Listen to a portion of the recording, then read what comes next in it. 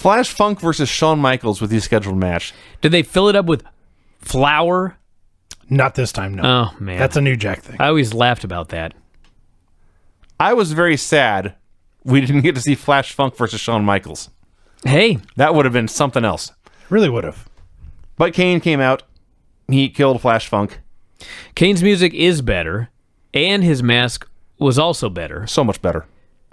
But physically, he looks exactly the same. He has aged remarkably well. It's crazy. For a huge man in a very hard business. Who took a lot of bumps. Who did. There's a lot of big guys that didn't take a lot of bumps because they were big, but that's not Kane. No. He took a shit ton of bumps, and he's fine. Oh, yeah. He's really doing great. This is a good man for Filthy to admire. Absolutely. So this was, I guess, not technically a match. So technically, it's not his debut match on Raw. He no-sold some kicks, hit a chokeslam and a tombstone. And then Paul Bearer cut a promo saying everything Taker wanted and dreamed of, they were going to take away. Human eye had not seen what Kane had in mind for The Undertaker. And the catchphrase here was ashes to ashes, which isn't bad, but it never caught on. So Kane leaves, and Shawn runs out and covers Flash Funk. Hunter makes a dramatic count. Chyna rings the bell. Rude declares Shawn the winner. Huge celebration. Thousands of crotch drops. Jim Ross was appalled. Are you telling me you're not even going to point out the most memorable part of this entire thing? I remember. When Rick Rude called him the Pecan? Yeah. And not the Icon, yeah. I don't know. You're the one guy that didn't find that to be hilarious. And then Rick got to say his catchphrase. He called him a pecan. I know what a pecan is. But he called him one. I know. And then they had to correct him. Yes. Yeah, he's like a nut.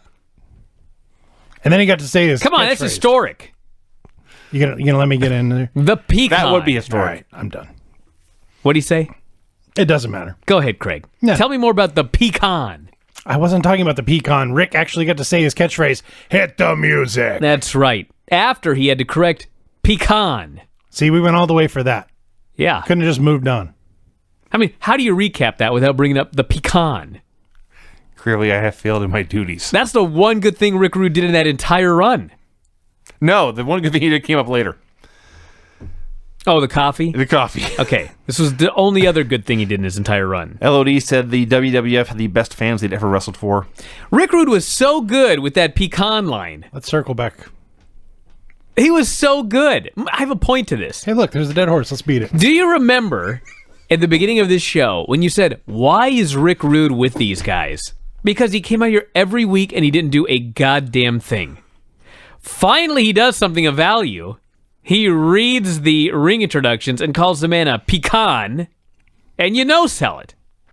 If he did this every week, I would have been sad when he went back to WCW. But he didn't. He was shit 90% of the time, or more. I was going to let you keep going because I don't want to talk about Skull and 8-Ball versus Sniper and I can keep going. So, Shawn Michaels is the icon, the showstopper. Right. The main event. Mm-hmm. Okay, so let's think of some nuts. How about Bryan Alvarez? Showstopper.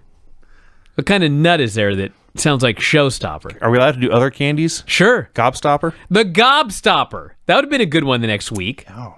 The main event. People are turning the channel right now. Skull and 8-Ball versus Sniper and